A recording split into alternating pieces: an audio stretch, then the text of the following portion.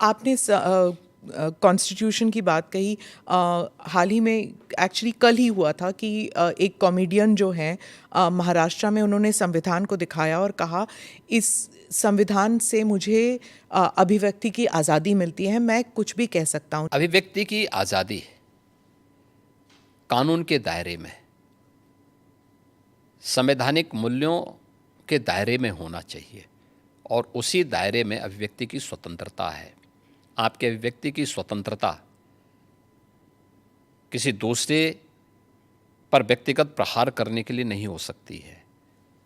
दुर्भाग्य है कि कुछ लोगों ने देश का चीरहरण करना, विभाजन की खाई को और चौड़ी करने के लिए इस अभिव्यक्ति की स्वतंत्रता को अपना जन्मसिद्ध अधिकार मान लिया है। और मुझे लगता है ऐसे लोगों के खिलाफ जो समाज में विभेद पैदा करके सौहार्द को खतरे में डालने का कार्य कर रहे हैं, उनके साथ कानूनी तरीके से उनके साथ उसी प्रकार का व्यवहार भी होना चाहिए। महाराष्ट्र में ही कुछ महीने पहले एक स्लोगन उठा था, बटेंगे तो कटेंगे। वो भी ऐसे ही विभाजनकारी स्लोगन ही था? विभाजनकारी नहीं था। आप मुझे बताइए, यह देश गुलाम क्यों हुआ? क्योंकि जातियों में विभाजित था। अगर उनको जोड़ने की बात की जा रही है कि वे बंटो मत, अच्छे के बारे में सोचो, विकास के बारे में सोचो, विरासत के बारे में सोचो। ये उछला नहीं था, ये यूपी से मैंने ही कहा था कि बटेंगे तो कटेंगे, एक रहेंगे तो सेफ रहेंगे। तो ये बात यहाँ से हमने कही थी और मुझे लगता है कि चीज़ें आगे बढ़ी, लेकिन इसमें बुराई आगे बढ़ी।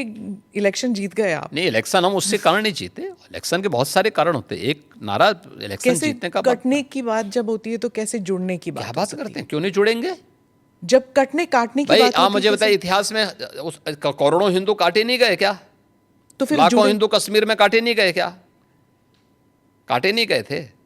तो इसीलिए हम उसको भूल क्यों जाते हैं? इतिहास वर्तमान का दर्पण होता है और भविष्य की कार्य योजना बनाने का एक माध्यम भी होता है। तो इसको खुरेद के इसलिए वर्तमान पीढ़ी भूल गई होगी तो उसको बताने का एक माध्यम है।